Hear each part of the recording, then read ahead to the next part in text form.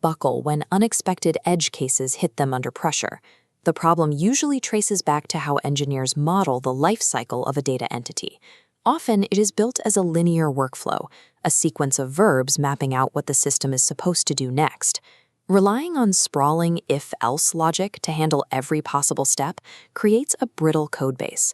When an out-of-order event occurs, the logic breaks down because it was only built for the happy path. Managing this structural risk in complex environments involves moving toward formal state machines, a method of mapping conditions rather than sequences. Shifting focus from activities to states provides a deterministic framework. It ensures the system remains in a known, stable condition, regardless of the sequence of inputs it receives. A state machine works by holding an object, like an order or a support ticket, in a known, stable condition. Instead of tracking what the system is currently doing, you track the exact resting condition the system is in. Movement between these stable conditions is governed by explicit rules. The machine can only transition from one state to another if a specific rule allows it.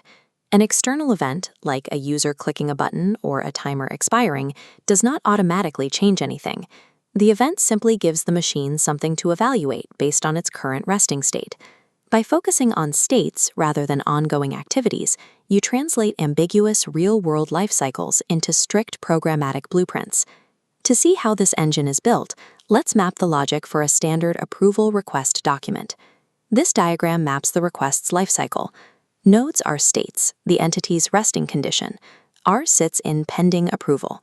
This state dictates the system's immediate constraints, defining who can act and which policies apply. Events are external triggers, like a manager explicitly granting approval. Without a strictly defined resting state, that incoming event would just be meaningless noise. The machine wouldn't know if the approval was valid, premature, or already processed. This visual equation shows the evaluation formula. Current state plus triggering event equals a possible transition. But before moving, it hits a guard, a conditional gateway checking if the approver is a manager.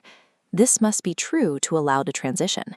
If the guard fails, the transition aborts, safely maintaining the current state. When valid, the transition executes, moving the entity into a new approved state.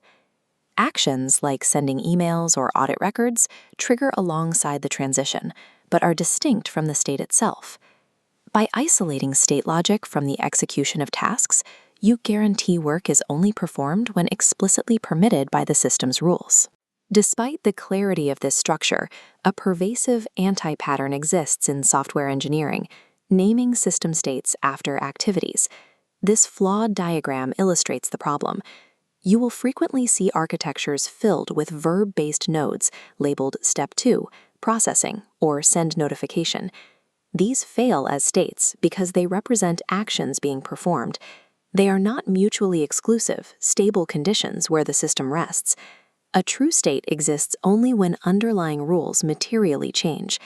In the draft state, the checklist shows the requester holds edit authority. Moving to submitted, the checklist updates. The request is lodged, editing locks, and authority transfers away. True states are defined exclusively by shifting permissions and allowed next events. That strict separation of concerns is what makes a state machine inherently secure. To build a complete architecture, this logic must extend to the entire lifecycle of the data entity. A severe risk arises when developers only map out the successful interactions, the happy path.